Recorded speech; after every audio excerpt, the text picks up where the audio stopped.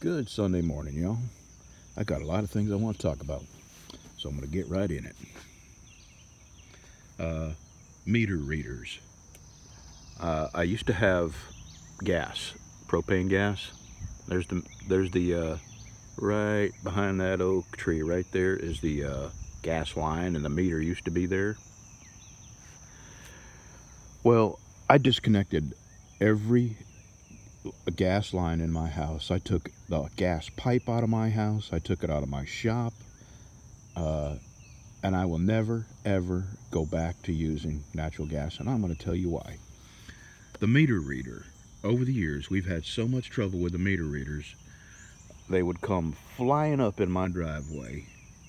And they would drive across my driveway, across the grass, out to the meter. And they would sink, because you can't drive out there. And they didn't do this once. They didn't do this twice. They did it 3 times. So, I had them come pull the meter out, and even the guy that disconnected the gas argued with me about how gas was cheaper than electricity. And I said, you don't understand. I don't care how much gas is. I don't want you people coming to my house anymore. And he said, well, how about if I just take the meter? And I said, well, that's what I want you to do. Take the meter and never come back. I've pulled all the gas lines out of my house. So that was the gas company. Let's go talk about the electric company. The electric company has a meter reader. Not anymore. Had a meter reader for about an hour. And actually it was several. Well, a meter reader would do the same thing. It would drive up in my yard. And then, before I had my fence, he would drive across my property over to their house. Just helping himself, driving across people's yards. And when you say anything to him, he would say, oh, well, we have an easement to read your meters. And you would say, you know, the normal thing, well, of course you have an easement to come read my meter, but you don't have an easement to come drive across my front yard, you nut. And then the final straw was he come up, now I have dogs. He come up in my driveway so fast that I got up out of the house, I come out here, and I put my finger in his face, and I said, if you ever come in my driveway that fast again, you will not be reading meters anymore. And he got real smart with me. He said, well, I didn't think I was going that fast. And I said, well, it doesn't matter what you think. It matters what I think, since you're coming in my driveway. So he reads my meter, and he backs out real slow, and he gets right to the end of my driveway, and then he peels out, slinging gravel to the next house. So I called the meter reading company, and the guy assured me that that was his last day. He was getting fired because I was like the 10th person that called in on him. And, oh yeah, the same guy read our meter and then went out, and then, this is before I had all my fences up, and they drove across the property I have across the street to get to the main highway out there. Just mind-boggling what people think is okay to do. 1 second. Okay, now I want to talk about the differences in how people live their lives and how it reflects in their body. My brother and I are just a year apart, and he is trim and thin and healthy and looks like he's 40. And you know, it's all a result of the choices he's made in life. And me, my skin is wrinkled and old, and I've been in the sun my whole life, so it shows on my skin. I've age spots. I've broken bones, I've been in bar fights, I've been stabbed, I've hung around with bad crowds, I've did drugs and drank and smoked and did drugs. Did I mention drugs? Did a lot of drugs. And I don't do any of that anymore.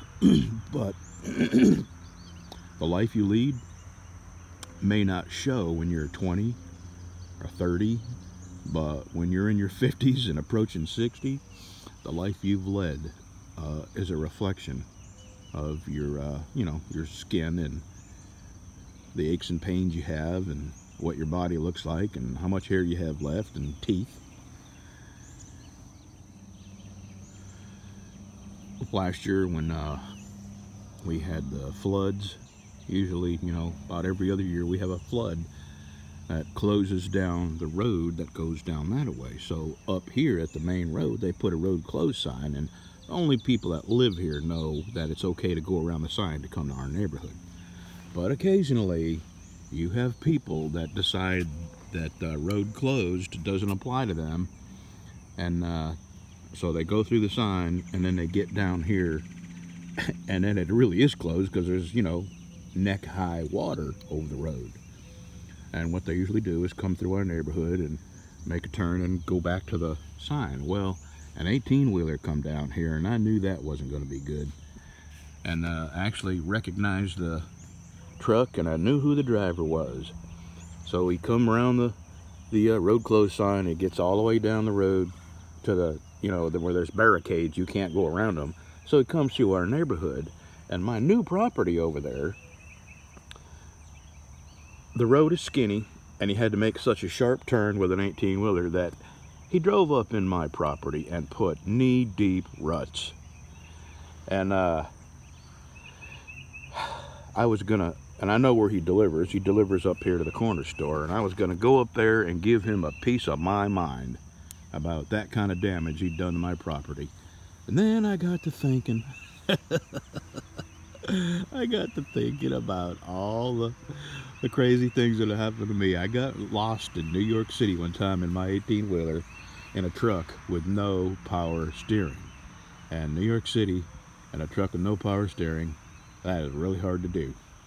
So I ended up accidentally making a turn into a neighborhood, and I pulled the cable TV down to every house in that neighborhood. It got caught on the upper edge of my trailer. So sorry, New York City. Yeah, that was me. The great cable debacle of 1980. That was me. My bad. And then another time, I made a wrong turn and ended up in the neighborhood again. And same thing, the top of my trailer caught a tree limb in somebody's front yard, and pulled that tree. I mean, huge, you know, 8-inch limb, pulled it right off of their tree.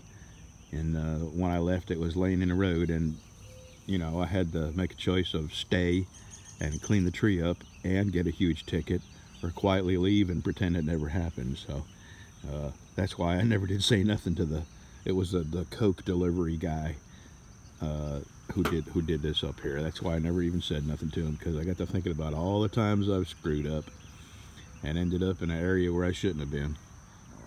Have a good Sunday, y'all.